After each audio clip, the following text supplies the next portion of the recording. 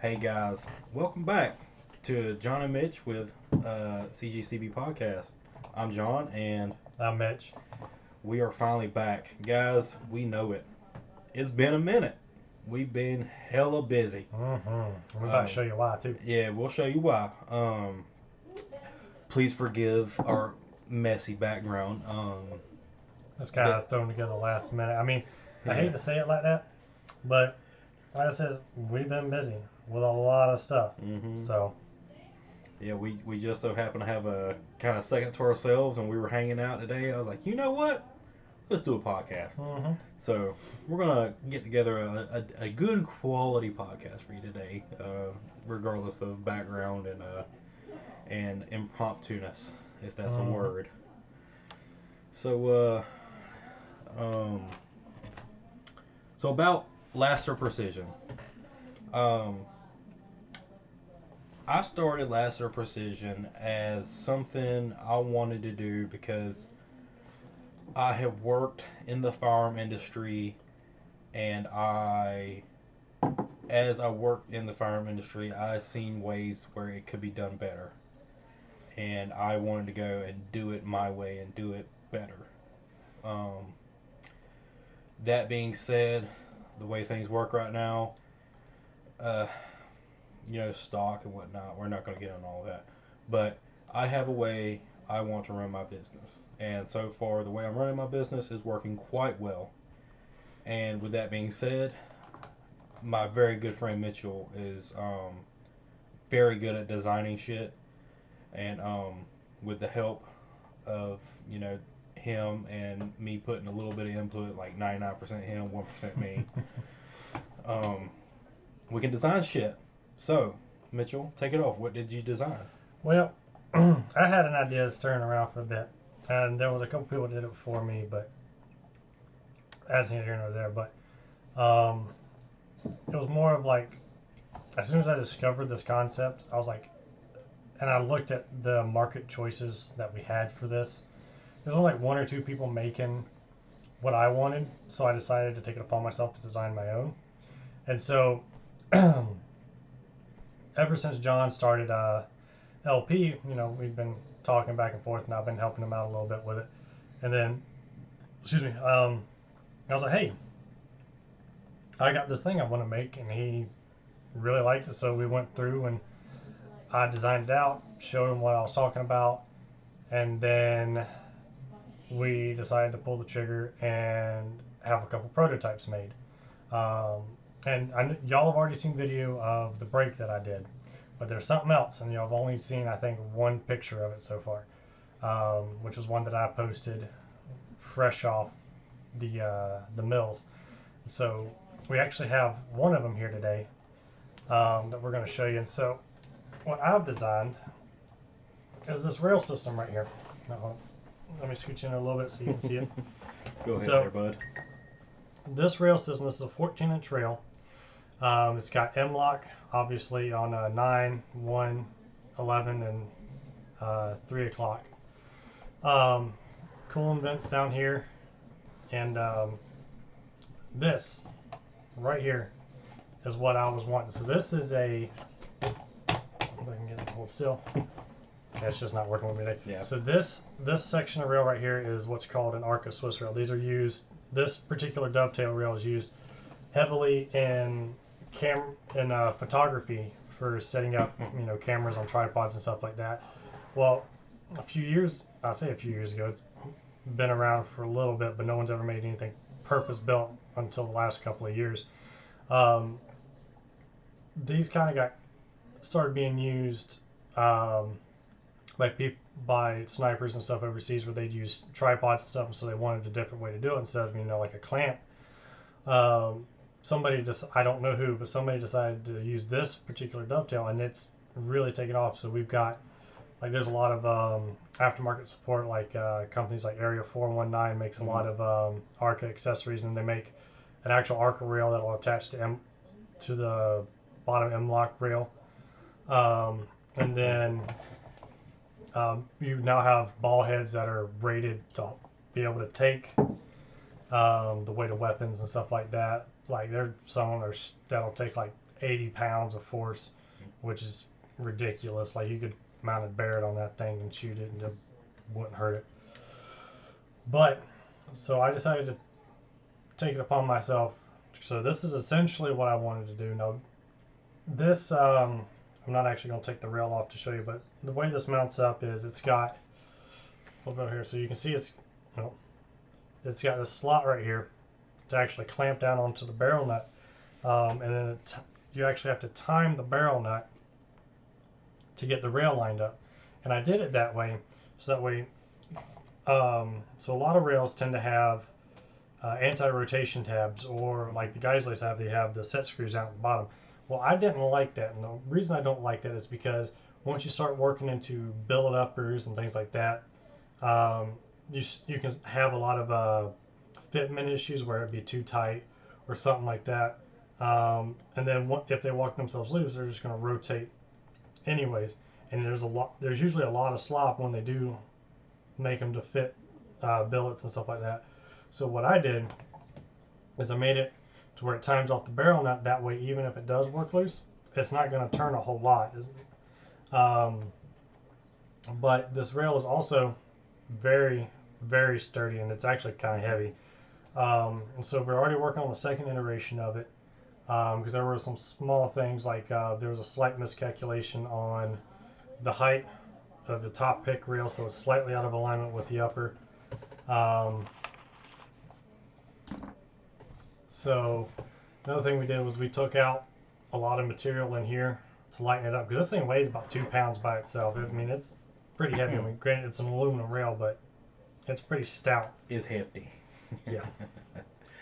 And then, oh, and this one also has our brake on it, which still testing it. I don't think I'm going to make any more changes to it. I think it's pretty good as it is. Which it'll fit like your Gemtech Halos. Any suppressor that'll fit a standard A2 birdcage will fit this brake. I tested a B&T M4 QDT. Those fit. It actually fits really well. There's another B&T can I tried. I can't remember which one it was called right off, but it has a ratchet system where it ratchets down on it. That one fits really good too. Also, I'm looking into doing, once we get the actual design finalized down to the weight where we want it, I'm looking at doing different lengths. So I'll probably have one that will be like a 16 or a 17 inch rail. And I'll probably do one that's I'm thinking either a 10 or an 11 inch for some shorter stuff, just so that, like, there's a lot of people who do recce builds and they'll do 18 inch like this gun here, or they'll do a 16 inch, and so I want it to be long enough, or I've seen people even to go as low as 12.5, 13.7s, and so I want a rail that you can do that with, and you'll still have enough left out to put a brake on, but not much more than that, so you have your maximum usage of this rail right here. Because one thing I've ran into, so I've got a 13.7 at the house, and I've got a Knights URX3 13.5 rail, and it's literally got an 1/8 of an inch of threads left sticking out past. And now with this brake, and most brakes, it'll clear the end of it, but you don't want your your chambers inside the rail, or else it'll start heating it up and actually blow out your rail, and then you'll have to buy a new rail. But anyways, so we got that coming. I'm taking it to a match. I marched out of Blakely. I'm shooting long range down there, and I've got. So this is the second rail that we had made. The first one's sitting on my rifle right now, and it's going to be, like I said, being taken to that match. And then after that is when we're going to implement any other changes that need to be done after that, and then it's going back, get sent back to the machine shop. We're going to have a couple more made by then. We're going to actually send them out for coating, and when we get them back, they're going to be going on a couple of uppers that we're going to build and sell. So be on the lookout for that. And they're not going to be cheap. Like, you're probably looking at over $1,000 upper, and we're still probably going to be losing money on that. Yeah. just because of how expensive. Because this rail is completely out of billet. Like we don't have the capital or the demand yet to be able to invest in getting extrusions made, and then having 10,000 piece runs done. So right now we're having to do them kind of individually. It's like take your average price of a rail right now, triple, and then double, and that's about what it costs to have one of these one-off made. It's not cheap. So think the cost of your whole rifle. Basically, yeah.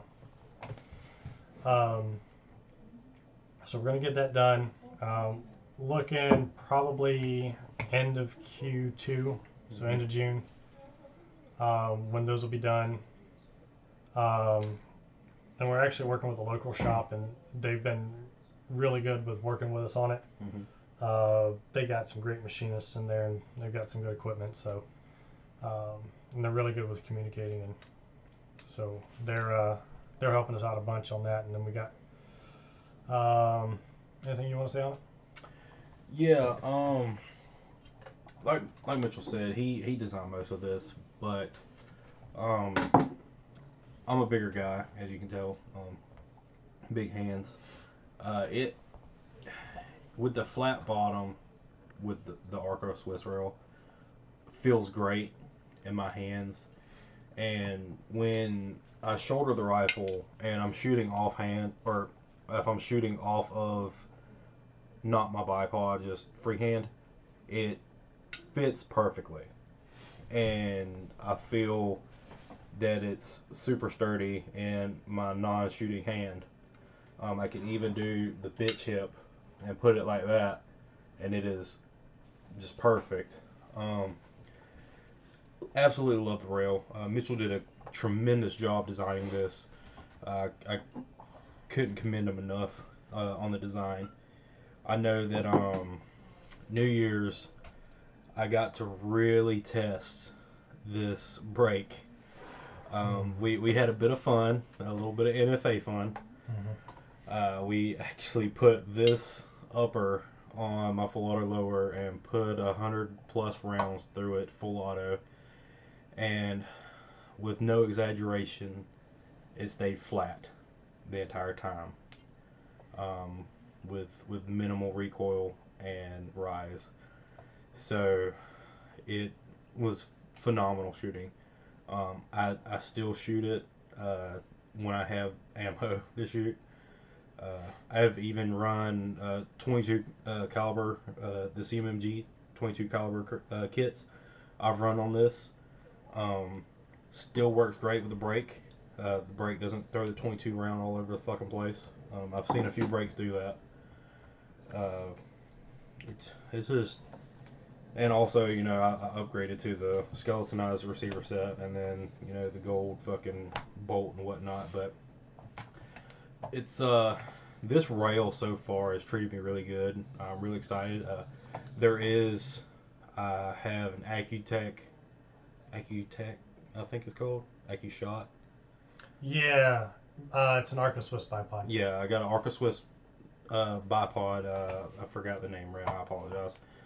But it's made for this, and that way I can take it out, get some more testing in, and then, like he said, in Q2 we'll try to get some more with revisions made out.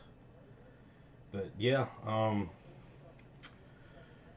with that being said, we got other stuff that we are working on, other than the brake and the rail. It kind of will culminate into another whole product, like Mitchell was talking about.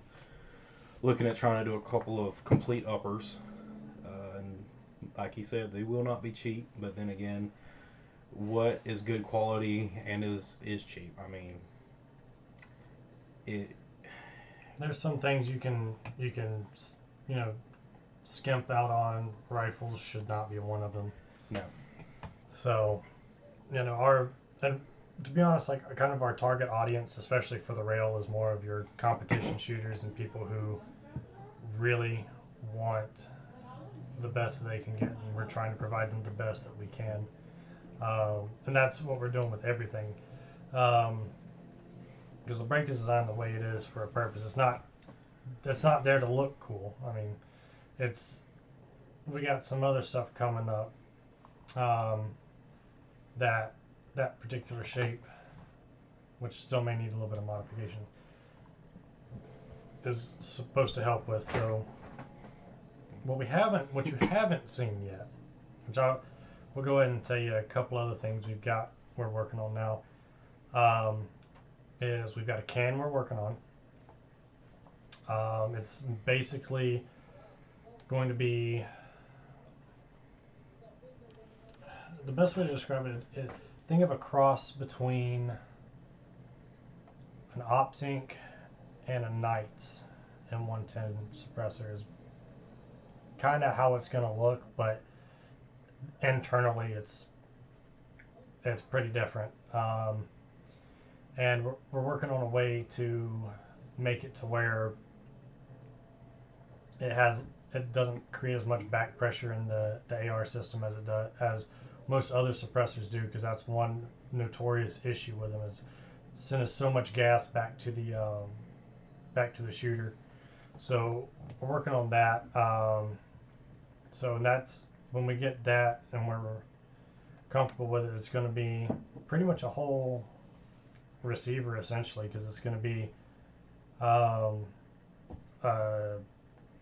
special barrel profile, the brake, special gas block, and then it's all designed to where I'll actually slip up underneath the rail um, to kind of make it a little more compact. So if you were to run this 14-inch rail and then run, say, a 16-inch, I think a 16 or a 14.5 carbine, I think would be like the perfect way to do it. So yeah, 14.5 carbine with our gas block, the brake, and then put the suppressor on. Like it should still be the same length as a 20-inch rifle, but now you've got a big old suppressor on it to bring your signature down. While also, because let's be real, like even like if you look at the overbore like you have on the 110, that's a 13-inch suppressor. I mean it's long. Yes, it is. So and that rifle is essentially a pike when you stick it on there. Like it's hard to get in and around tight places with it. So if you take a 14.5, like a low recce build, put that suppressor on it, now you're as long as a 20, but you have the added benefit of a suppressor without breaching what would be like a normal length for an AR. So Yeah, it like I said, we got the gas block and the suppressor we're still working on to work with the rest of the system we have going here.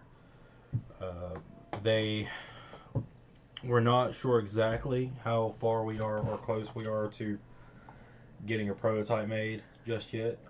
We're kind of perfectionists, so um, our drawings are going to be fucking spot on before we send it to the shop to get made, because like you said, we don't have a whole lot of capital to be throwing at this, so it's not like we can just say, hey, fucking build this, and then yeah, because you already made that mistake once. Yes. Because it was I actually had to go back and look through the model, and I could find nowhere where this happened, but it happened somehow. Was that the dimension on the gas block got blown out, and so it would actually interfere with the gas tube. So we had to take it back, have them turn it down, and then make the mating surface on the rail smaller, which lessened the flat engagement where the bolt times the rail. So I had to go back, make all those changes in the model for the next one.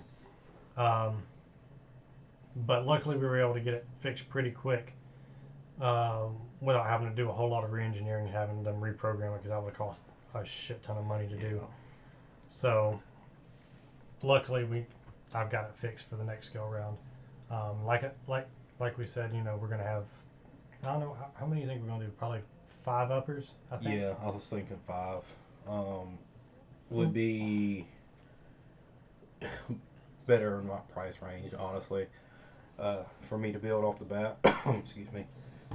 Yeah, five would be about right, and of course, like anything I do with LP, if I build a rifle, I'm going to guarantee the Quality. quality, of course, but the the build. So say you put it together and it's just not cycling or something, I will make sure your fucking rifle works. And I'm not gonna charge you for it. No, trust me, we're gonna be. It's gonna be like top of the line parts going in this. So it's gonna be Yeah. our rail. We've got some SPR barrels coming in. Mm-hmm. We're gonna have our brake on it. We're not gonna have our gas block because we still haven't had those made yet. Yeah. 'Cause there's a mating surface on there that I'm having problems with getting modeled. So until that gets fixed, that's not gonna come. But yeah, we're gonna be doing that. I'll go ahead and say that as long as we can get a hold of them for a decent price, we're gonna be putting some young manufacturing bolt carriers in them because those things are like you're not gonna break those. No. Those are very, very well designed bolt carriers, and there's no reason for us to really go with anything else. Like we could go with like a standard, M4, M16 mil spec, micro best bolt or something, and that'd be fine. But I personally feel like the young is probably the way to go for what we want to do. And then all the other parts, we're going to pick very carefully. In fact, I've got something in mind for the gas block, but we're going to talk about that off the podcast. Yeah. But otherwise, like when we're done with them, they're going to shoot. Mm-hmm. You may not. Also, we have to figure out how we're going to coat the rails because obviously the ones you've seen have not been coated. Yeah. It's been a debate between either having it Cerakoted or anodized. So it's kind of a tie because both of them are very good. Mm-hmm. Which I kind of like the idea of doing it like the Lassiter Precision Green, just Cerakoting it. Mm-hmm. But we might just hard coat it anyways. We'll see. But yeah, no, you guys will be happy. Those of you who end up lucky enough to be able to buy one of these uppers. Yeah, and I'm going to I will try to be fair when we get these uppers together and to be sold. I know there's a handful of you guys out there already that I've shown the rail. I haven't shown the rail to many people, and he hasn't shown many neither. But I've shown a few of my close friends, and I know almost every single one of them has said, "Gimme, gimme, gimme." And so we're working on it, guys. We really want to get these out there. I know that this Arca Swiss is gonna be kind of the forerunner of what's to come, because innovation in the AR market is kind of slowing down. So we're trying to stay ahead of that curve. That's another thing I want to do with LP is I love ARs. I'm an AR master armorer and gunsmith, and I want to stay ahead of the curve. I want to make the AR better and in any way possible I can. That being said, this rail is one way to do it, and that'll be leading the way. But I know Mitchell's got a few ideas up his sleeve as well. Yeah, so one of the ideas we've been talking about and we kind of think rings very well with what we're trying to do is we're going to do performance parts for not just the ARs. So we've also looked at doing 320s, Glocks, obviously everybody does Glocks, HKs, just the stuff that for platforms that we like and we think could be better and with a little bit of our flavor on them. So yeah, there'll be more of that in the future, but that's way down the road. We got to get everything we're doing now squared away first. Mm-hmm. But it'll be it'll be a good day when these come out. Yeah, So and I'm not gonna leave my 1911 guys out neither. I love my 1911s. Homie here don't, but hey, I'm a boomer. He's not. I mean, I'm not necessarily not technically a boomer, but I like boomer okay, guns. boomer. Yeah, okay, boomer. But yeah, I love 1911. But yeah, other than that, that's just kind of like a roundabout of what we've had going on. Um, like we've told you many numerous times, we've been super busy and we're sorry.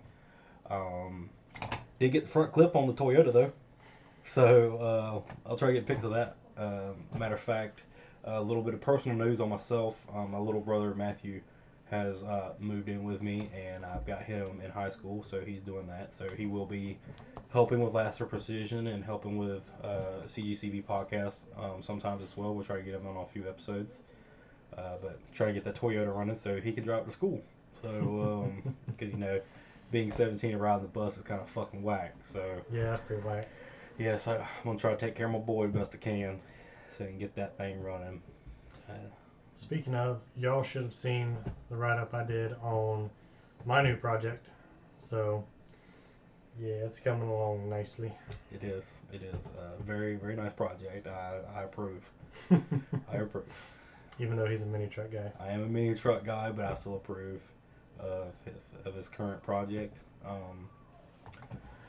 Uh, Speaking of the podcast, we know we've been Slacking. just slacking hard. Mm-hmm.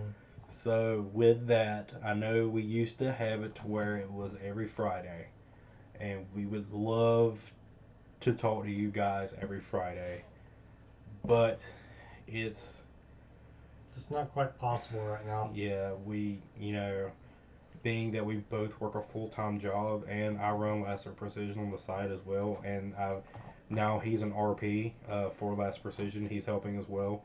Um, it's we've gotten super busy, so it to have a spare second like this is next to impossible. Mm-hmm. So we're going to be releasing podcasts. N- Not exactly on a regular basis, but the way we're going to do it is we're essentially just going to put out a feeler and say, hey, we're going to try to get a podcast out at this date. And then we'll do whatever we can to get that podcast out on that date. And we'll try to give it like a day or two in advance to, get it prepared. And we'll give more notifications as well for all of our followers and such. But we're working towards trying to get more content out. And then I know when we go to test out the rifles, we'll do our best to get some media on that, pictures, videos, sound, whatever we can to add and give a little bit more meat and potatoes to the content. Um, Matter of fact, once we get um, this second batch done, we might actually might do a demo day. yeah, Yeah. we can do that. Have like a little private demo day. Yeah, probably about. I have to charge a door fee though. Ammo's not cheap. It is not. It really is not. I think $20 cover charge would be enough. Yeah, yeah. Yeah. That or 10 and bring your own ammo. As long as it's brass. Yeah. I ain't running steel in this bitch. Now the rule of thumb is if it can't run steel, it don't deserve the brass. But that's not the case with this motherfucker. You ain't putting steel in this. Mm-mm. No, not at all. Mm-mm. But anyway, guys, excuse me. I swear to God, I don't have Corona. I've only been drinking Modelo. Okay. Yeah, no Corona up in here. No Corona. But yeah, guys, we will apologize again. We are sorry. We are so sorry that we've been slacking. We'll get more content, and we will try to get more content that's not heavily gun related too, because I know that's just our life. I mean, guns are everything to us. That's what we do. So we'll try to get the other aspect of the podcast into it. We'll get some more cigars. We're gonna get some more cars into this. We'll get Matter some more of fact, drink.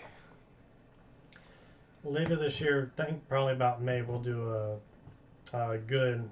It'll be a good video on my truck because I got a timing cover leak, Ooh. and that'll be a good weekend project that we can get plenty of content from. That may actually turn into a series. Yeah, Yeah. because if you don't know, on the 5.9 Cummins, on this particular truck, in order to get to the timing cover, you got to pull the bumper, pull all your coolers out, pull the frame brace out, and then you got it. Then to reseal it, you got to pull the cam out. So yeah, there's a lot of work involved with that, including unmounting the motor, lifting it up a little bit, pulling the oil pan, all that good stuff. So yeah, A fuck ton of work. mm-hmm. So much so that my brother-in-law Kevin is master tech for Dodge, and I told him about this, and he said I want nothing to fucking do with it. I was like, really? And he's like, yeah. Tell him he's fucked. I'm not helping. I was like, damn. All right, well. He's like, I'll go there and point and shout, but I ain't touching it. And I'm like, all right then. Well, we will need the expertise. Okay, I'll buy him a case of beer. Yeah. Actually, Yeah. I'll buy him a fucking bottle of scotch if he wants it. Top Yeah. shelf. Hell yeah. Oh man, but yeah, guys, thanks for sticking around. If you've made it this far and you're still watching, you the Props best. to you. You are the best. And we would just thank everyone for following us still, and for Don't support. forget to like, subscribe, and share the content if you think we deserve it. Yes, please. Because I know our followership is it's not dwindling, but then again, we haven't put out enough content for people to keep up. So therefore, it is what it is. But hey, we'd like to get a few more followers because the more the merrier. So I appreciate you guys watching, and especially you guys that's made it this far. You're the best. Really appreciate it. Y'all have a good one. See y'all next time. See you guys.